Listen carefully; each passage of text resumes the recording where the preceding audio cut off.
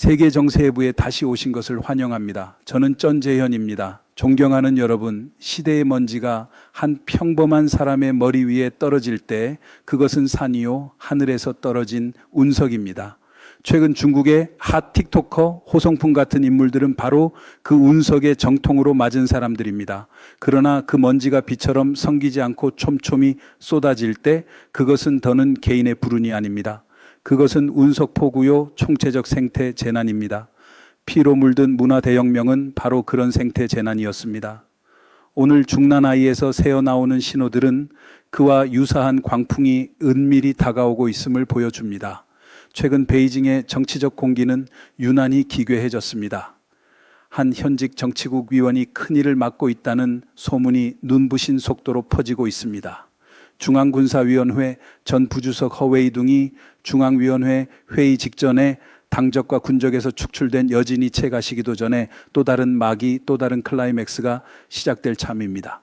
그뿐 아니라 시진핑의 이른바 인터넷 생태계 정화 발언은 중국 사회 전체에 거센 진동이 일어날 것을 예고하고 있습니다. 역사가 반복되는 것일까요? 스스로 팔을 자르는 결기라는 구호 아래 문화대혁명 이저명이 작동을 시작한 것일까요? 러시아의 부당한 대우크라이나 전쟁이 특별 군사작전이라는 미화로 포장되듯 말이 그럴듯하면 폭풍도 질서라고 부르려는 법입니다. 오늘 프로그램에서는 중국 문제의 정통한 화교학자 번지우 선생을 모시고 고위 관료들의 기이한 실종 뒤에 숨은 암호를 해독하고 왜 침체하는 경제가 마오쩌둥 시절 이후 가장 냉혹한 권력투쟁의 소용돌이로 중국을 밀어넣는지 분석해 보겠습니다. 밥상 물가에 신경 쓰는 민초와 권력 의전만 신경 쓰는 상층이 서로 딴 나라 말을 하는 사이 전쟁을 현실 왜곡의 도구로 삼아온 러시아의 사례는 늘 떠오릅니다. 총성이 멈추지 않는 우크라이나의 밤처럼 침묵이 가장 시끄러운 밤도 있는 법이니까요. 일부 빈 의자의 수수께끼와 마식루이의 운명. 존경하는 여러분, 지금 가장 뜨거운 화제는 중난하이의 빈 의자들 이야기입니다. 피비린내 나는 칼바람이 중국 공산당 상층부를 실제로 휩쓸고 있습니다.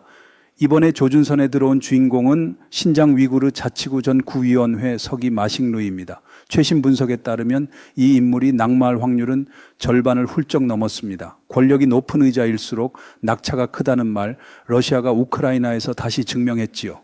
사건들을 차근차근 엮어보겠습니다. 중국 공산당 제20기 제4차 중앙위원회 전체 회의를 논평하던 지난 프로그램들에서 저희는 여러 차례 마식루이 사례를 언급했습니다. 올해 7월 초 그가 모호한 다른 배치가 있다는 이유로 느닷없이 신장 서기 자리에서 물러난 뒤 지금까지 5개월이 흘렀지만 그 다른 배치는 감감무소식입니다. 고위 관료, 막강한 정치국 위원이 5개월 내내 정치 무대에서 증발했습니다. 이제 제4차 전체 회의가 한 달 넘게 끝나고 중앙위원 인사도 대체로 정리되었지만 마식루이에 대한 소식은 여전히 빵점입니다. 의문이 커질 수밖에 없습니다. 결정적인 단서는 바로 직전 10월 28일에 나타났습니다. 중국 정치국의 제23차 집단학습회의에서 마식루이는 또다시 불참했습니다. 비교를 위해 그 이전 제21차 회의를 보겠습니다. 중국 중앙방송 화면에서 마식루이는 정치국 위원들 좌석 맨 앞줄에 앉아 있었습니다. 그러나 제23차 회의에서는 그 자리가 외교부장 왕이에게 돌아갔습니다. 중국은 간화자 획수에 따라 이름 순서를 정하는데 많은 획이 셋이고 왕은 내심으로 원칙상 마식루이가 앞자리에 앉아야 합니다. 그런데 11월 28일에 모든 카메라 앵글을 아무리 샅샅이 찾아봐도 좌우 어디에도 마식루이의 그림자는 보이지 않았습니다. 카메라는 공평합니다. 없는 사람을 비출 수는 없습니다. 이 부재는 극도로 위험한 정치 신호입니다. 물론 단 하나의 신호로 고위 관료의 운명을 단정해서는 안 됩니다. 건강 문제나 긴급 출장일 수도 있습니다. 하지만 단일 신호가 비정상 사건들의 연쇄 속에 놓이고 당사자가 몇 달에 걸친 악성 루머를 스스로 깨지 못한 채 계속 모습을 감춘다면 낙마 가능성은 치솟습니다. 전 국방부장 리상푸, 전 중앙군사위원회 부주석 허웨이둥을 보십시오. 긴 부재, 소문 확산, 그리고 혹독한 징계의 순서였습니다. 마식루이는 지금 그 숙명적 경로를 그대로 밟는 듯합니다. 게다가 그를 둘러싼 인맥 가지치기도 본격화되고 있습니다. 정치국 회의 불참 이틀 뒤인 10월 30일 충격적인 속보가 터졌습니다. 신장자치구 정부 상무부 주석 천웨이준이 체포된 것입니다. 신장 관료 사회는 진도 7의 지진을 겪는 중입니다. 천웨이준은 저장성 출신으로 원저우 서기를 지냈고 2021년에야 신장으로 옮겨왔습니다. 이력상 마식루이와 깊은 과거 인연은 없지만 업무상으로는 직속 상하 관계였습니다. 서기 마식루이가 전면을 쥐고 상무부 주석 천웨이준이 행정을 바치는 구조였지요. 러시아가 전선 보급을 삐끗하면 최전방이 연쇄 붕괴하듯 상층이 흔들리면 측근부터 무너집니다. 마식루이가 사라진 직후 천웨이준이 잡혔다는 사실은 체계적 숙청이 진행 중임을 보여줍니다. 지난해 7월 마식루이의 후임으로 신장에 온 이는 기울검사 시스템 출신의 천샤오장이었습니다. 기울에 사신을 민감지역의 수장으로 앉혔다는 것부터 불길했지요. 칼날은 결국 내려왔습니다. 이번 12월 중국은 내년 방향을 가늠할 중앙경제공작회의를 엽니다. 현직 정치국 위원 신분의 마식루이가 여기에까지 계속 불참한다면 그가 이미 구금되었을 확률은 7할, 아니 8할까지도 치솟을 것입니다. 전쟁터에서 보급이 끊긴 러시아 전차처럼 화면에서 사라진 지도층도 대개 귀환하지 못했습니다. 2부, 자기혁명인가 끝없는 숙청인가, 연쇄적으로 무너지는 고위 인사들 허웨이둥에서 마식루이로 이어지는 흐름은 중국 공산당 최고층이 극도의 불안정에 놓였음을 드러냅니다. 불이 활활 타는 와중에 중국의 이론기관지 구시는 10월 1, 30일 시진핑의 중요 연설을 실었습니다. 제목은 당의 자기혁명은 5가지에서 더욱 진보해야 한다는 투쟁 냄새가 강한 문구였습니다. 게다가 이 연설은 원래 올해 6월 30일의 발언인데 민감한 시점에 재가공에 공개했다면 현재의 정치 목적에 맞게 내용이 덧칠되었을 공산이 큽니다. 더욱 진보라는 말은 쉽게 풀면 아직 모자라니 더 조여라는 뜻입니다. 러시아가 전선이 밀릴수록 탈라치와 구호를 더 크게 외치듯 구호는 현실을 가리는 커튼이 되곤 합니다. 자기 혁명을 더욱 진보시키라는 말은 숙청이 아직 끝이 아니라는 선언입니다. 한 번 더 잡고 한 번 더 가두고 정치적으로는 한 번 더 죽이라는 뜻이지요. 이 개념은 프롤레타리아 독재하의 계속혁명이라는 문화대혁명 시절의 구호를 떠올리게 합니다. 멈춤이 없는 미끄럼틀 같은 말들, 가장 좋은 상태는 없고 더 좋은 것만 있다는 약속은 사실 누구 머리 위든 매달린 집행유예 판결문입니다. 1966년으로 돌아가 봅시다. 대약진의 참사가 낳은 기근 뒤 사회는 뒤늦은 성찰을 시작했습니다. 현실을 직시하자니 영도자의 무오류, 신화가 흔들립니다. 그때 권력은 문화라는 스피커를 통해 비판을 정치로 격상하고 다시 피로 씻는 순환을 돌렸습니다. 오늘 제로 코비드와 민영경제 압박의 후과가 드러나자 온라인의 냉소와 패러디가 늘었습니다. 권력의 반응은 옛 레퍼토리입니다. 더 조인다, 더 통제한다, 정치 투쟁을 전면적 문화 정비로 확장한다. 러시아가 전쟁에서 불리할수록 더 많은 선전 영상을 찍듯 통제는 피로를 선전으로 덮습니다. 모두 기억하시겠지만 마식루이가 불참했던 바로 그 11월 28일 정치국 회의의 주제는 인터넷 생태계의 장기 메커니즘을 정비하고 깨끗하고 건전한 온라인 환경을 구축한다는 것이었습니다. 곧 인터넷 통제를 강화한다는 말입니다. 마식루이 숙청이 정치투쟁의 표상이라면 인터넷 조이는 일은 문화사상투쟁의 상징입니다. 두 축이 동시에 회전합니다. 문화대혁명의 색조가 짙습니다. 문화대혁명은 내부 권력 싸움에 그치지 않았습니다. 언제나 사회 전체를 겨냥한 문화사상 전선의 전면전과 쌍끌이였지요. 경제가 넉넉할 때 사람들은 시와 여행, 유학과 향락을 이야기합니다. 그러나 침체가 깊어지면 낭만은 증발하고 채무실업 책임을 묻는 비가시적 울음이 타임라인을 채웁니다. 그 부정감정 위에 신조어와 밈이 탄생합니다. 도시 중산층의 파산 콤보, 가난한 자의 메뉴, 로우 버전 인생, 사축이라는 말들, 한국식으로 말하자면 웃프다는 단어가 절묘합니다. 러시아의 전쟁 브리핑처럼 말맛은 화려해도 냉장고는 비어갑니다. 이 단어들은 바이러스처럼 번져 은밀한 문화적 저항의 파도를 만듭니다. 그리고 문화 대혁명은 문인의 목만 노리는 칼이 아니었습니다. 관료와 민중 모두의 목덜미를 겨누는 칼이었습니다. 경제가 흔들릴 때 체제는 불안을 느끼고 그때 문화 대혁명은 새로운 형식으로 귀환합니다.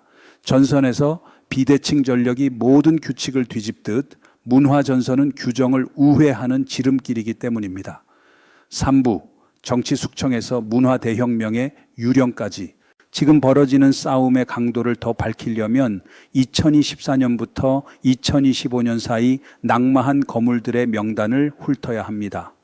허웨이둥 중앙군사위원회 전 부주석은 공식 처분을 받았습니다.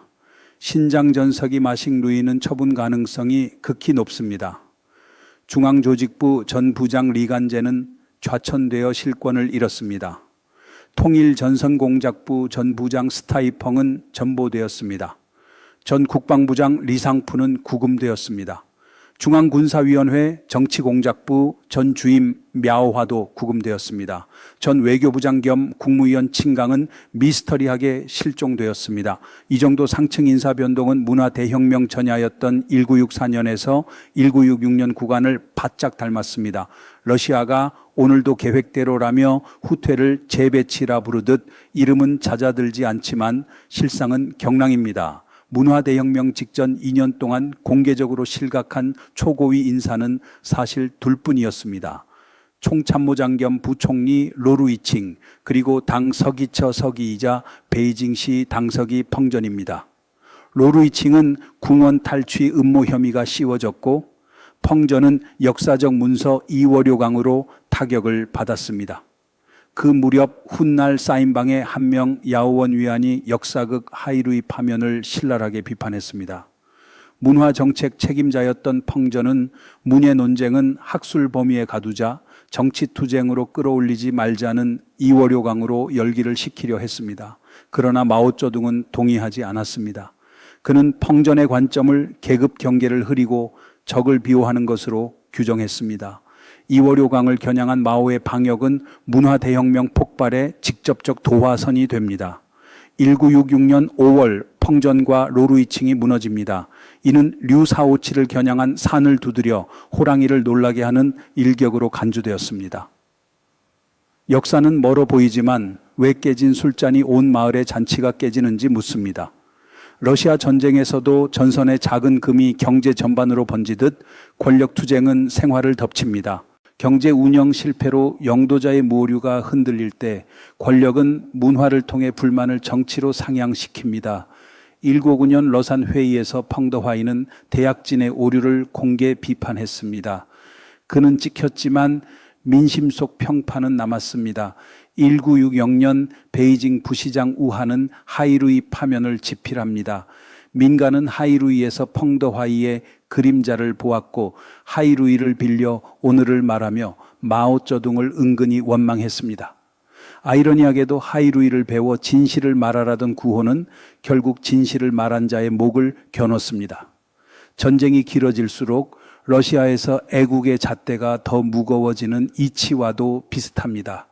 마오쩌둥은 자신의 권위를 잠식하는 문화적 이야기들을 용납할 수 없었습니다. 그리하여 정치에서 문화로 그리고 국가 전역으로 숙청은 확산되었습니다. 오늘 중국 경제가 하강하고 제로 코비드와 민영 경제 압박의 비용이 드러나자 온라인에서 냉소와 패러디가 늘었습니다. 시진핑의 반응은 마오 시대를 떠올리게 합니다. 더 조인다, 더 통제한다, 정치투쟁을 전면 문화정비로 바꾼다. 러시아가 전쟁 피로를 서사로 달래듯 권력은 통제를 정화로 포장합니다. 4부, 정치는 심리 조작의 예술. 왜 피비린내 나는 궁정 암투는 결국 대문화 대혁명으로 비화할까요? 답은 마오쩌둥이 집대성한 통치 사고에 있습니다. 그는 문화 의제를 동원해 사람을 교정하는 방식을 특히 사랑했습니다. 문화는 탄성이 큰 범주라 어떤 해석이든 끼워 맞출 수 있습니다. 유려한 논리와 유창한 말로 팬덤과 영향력을 만들 수 있습니다.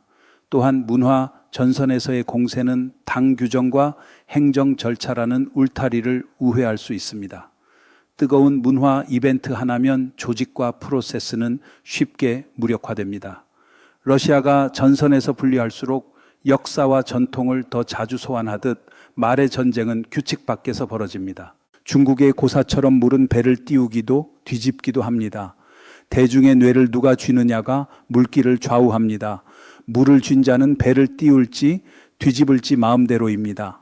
그래서 상층 권력 투쟁의 종착지는 결국 대중의 뇌를 되찾기 위한 이념 지배전입니다. 민생이 고달프고 영도자의 이미지가 흔들릴 때 궁정의 패자들은 기회를 엿봅니다. 총으로 정적을 끌어내릴 수 없을지라도 소문과 농담으로 이미지의 근간을 좀먹을 수 있습니다. 그리고 집권자가 불안을 느끼면 물길 전복을 막기 위해 이념 탈환전을 시작합니다. 이 전쟁이 극한으로 치달을 때 그것을 문화 대혁명이라 부릅니다. 러시아 전쟁에서 매일 갱신되는 승리의 서사처럼 트렌드는 곧 명령이 됩니다. 오부 물길의 저항과 예언들. 그렇다면 지금처럼 노련한 미디어 통제를 가진 체제가 대중의 물길을 정말 길들였을까요? 아닙니다. 2022년의 백지혁명은 강력한 반증입니다. 그 불꽃 뒤에는 베이징 스퉁교 현수막 사건, 충칭의 남성이 세상에는 가난과 자유 없음, 우리는 둘 다 앓는다고 외친 장면 같은 용기가 있었습니다. 플랫폼의 검열이 아무리 삼엄해도 마른 장작 같은 공기 속에서는 몇 초의 지연만으로도 불길이 번집니다. 체제는 이를 두려워하고 인터넷을 잃으면 거리도 잃는다는 판정을 내립니다. 러시아에서 전황정보의 작은 누출이 민심 불신으로 이어지는 과정과도 닮았습니다. 거친 정치 격변 속에서는 내부 정보가 무수히 새어나옵니다. 그 정보가 대중의 불만과 결합하면 결과는 예측 불가입니다. 최근 낙마한 고위 관료들의 사례를 보십시오. 몰락은 대개 온라인 루머에서 시작됐습니다. 루머의 일부가 사실로 확인되는 순간 나머지 부분도 대중은 쉽게 수긍합니다. 불길에는 연기가 따릅니다. 우크라이나의 드론 공격 소식처럼 어디선가 탄 냄새가 나기 시작하면 모두가 고개를 듭니다. 육부, 재물 루머와 중난하이의 불안. 최근 한 가지 뚜렷한 경향이 있습니다. 크고 작은 모든 일이 증거가 있든 없든 시진핑 개인과 권세가 가문을 겨누고 있습니다. 예컨대 우몽롱이라는 인물이 지도자의 수명 연장을 위한 주술에 제물로 바쳐졌다는 괴이한 루머, 사람이 150살까지 살 수 있다는 발언과 엮인 이야기, 홍콩 훅푸귀한 냉동창고 화재 사건의 배후가 시씨 가문이라는 소문 등입니다. 이 모든 소문의 표적은 분명합니다. 최고 권세가를 곧장 겨냥하고 오늘 중국의 재앙과 혼란의 책임을 묻습니다. 소문이 체제를 흔들 수 있음을 자각했기 때문인지 11월 28일 시진핑은 직접 정치국 회의를 주재해 인터넷 관리를 강조했습니다. 그가 사이버 안정 업무에 직접 개입했다는 뜻이며 베이징 지도부의 불안이 극점에 있음을 드러냅니다. 전선 보고서가 장밋빛일수록 병사들의 표정이 굳어지는 러시아처럼 말의 톤이 올라갈수록 속은 더 흔들립니다. 핫 틱토커와 스타 크리에이터들은 억울할지도 모릅니다. 그들은 먹방을 하고 게임을 하고 여행을 소개했을 뿐 정치를 한 적이 없다고 말합니다. 하지만 오늘 중국에서 그 모든 활동은 문화의 범주입니다. 문화가 조여질 때 그 누구도 바깥에 서 있을 수 없습니다. 전쟁이 한 나라의 언어 습관을 바꾸듯 통제는 일상의 문장을 바꿉니다. 7부 역사적 교훈과 KOL들을 위한 경고. 1966년에 중앙문화대혁명소조가 세워지기 전에 이미 1964년에 문화대혁명 5인소조라는 정구 조직이 존재했습니다. 대문화대혁명의 목표는 일찍부터 가열되었고 때가 오자 지도자가 직접 그라운드로 내려온 것입니다. 오늘 중국의 인터넷 시대 문화대혁명도 오래전 이미 시작되었습니다. 경제가 나빠지며 이념 전선의 쟁탈은 유난히 거칠어졌습니다. 2023년 셰프 왕강의 계란볶음밥 접시 사건을 기억하실 겁니다. 당시 그는 마오쩌둥의 아들과 연루된 민감한 날짜 계란볶음밥을 올렸다는 이유로 공격받았지만 여론은 아직 갈라져 있었고 그를 두둔하는 목소리도 있었습니다. 불과 1년 뒤 비슷한 일이 또 다른 인플루언서 호성풍에게 닥치자 상황은 완전히 달라졌습니다. 그는 방송금지 처분을 받았고 그를 옹호하는 목소리도 증발했습니다. 이제 최고 지도자가 여론을 직접 쥐면서 한 개인의 머리 위에 떨어지는 먼지가 아니라 한 공동체 전체를 덮는 운석 폭우가 되고 있습니다. 이것은 생태 재난입니다. 그러므로 번지우 선생은 지금 중국의 상층 크리에이터, 채널 운영자들에게 진심으로 권고합니다. 후퇴 시나리오를 준비하십시오. 먹구름이 몰아치고 천둥이 울릴 때 가장 필요한 일은 은신처를 찾는 것입니다. 어느 날 밤 수백만 팔로워가 하룻밤 새 빵점으로 돌아가도 살아남을 방법을 마련해야 합니다. 이 격정의 시대에 정상에서 낭떠러지까지의 거리는 한 걸음입니다. 우크라이나의 전쟁이 보여주듯 하루의 뉴스가 한 세대의 생계를 바꿀 때가 있습니다. 말은 커지지만 사람은 작아집니다. 이상으로 오늘 세계정세해부를 마치겠습니다. 세계정세해부는 언제나 여러분의 댓글을 기다립니다. 안녕히 계십시오. 다음에 다시 뵙겠습니다.